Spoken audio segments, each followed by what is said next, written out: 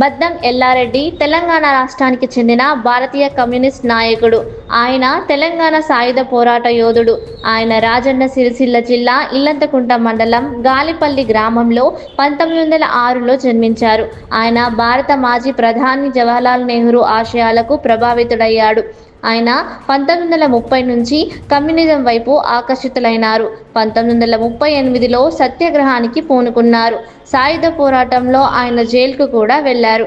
1939లో communist party హైదరాబాద్లో శాఖను ప్రారంభించగా దానిలో రావి నారాయణరెడ్డి లాంటి వారితో కలిసి బద్దం ఎల్లారెడ్డి పనిచేశారు. ఆయన 1941లో ఎల్లారెడ్డి ఆంధ్ర మహాసభకు ప్రధాన కార్యదర్శిగా ఎన్నుకోబడ్డారు. తెలంగాణ సాయుధ పోరాటంలో కీలక పాత్ర వహించారు. తర్వాత రాజకీయాల్లో చేరి లోక్సభకు, రాష్ట్ర శాసనసభకు ఎన్నికయ్యారు. ఎల్లారెడ్డి విద్యార్థి దశలోనే పోరుబాట పడ్డారు. 1930లో కాకినాడ ఉప్పు సత్యాగ్రహంలో పాల్గొని 7 మాసాలు జైలు శిక్షకు గురయ్యారు. తెలంగాణ సాయుధ పోరాటం సమయంలో అగ్రనాయకులలో ముఖ్యులుగా మారారు. సాయుధ పోరాట కాలంలోనూ అరెస్ట్ అయి 3 సంవత్సరాలు జైలు శిక్ష అనుభవించారు.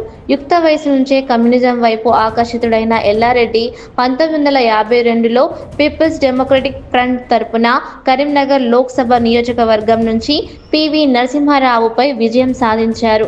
1956లో సిపిఐ కేంద్ర కార్యవర్గ సభ్యులయ్యారు.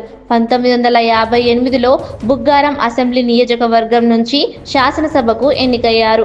1964లో రాజ్యసభకు ఎన్నికయ్యారు. 1972లో ఇందుర్తి అసెంబ్లీ నియోజకవర్గం నుంచి ఎన్నికై శాసనసభలో రెండోసారి ప్రవేశించారు. వారి జీవన ప్రయాణం మొత్తం ఉద్యమాలతోనే కొనసాగింది.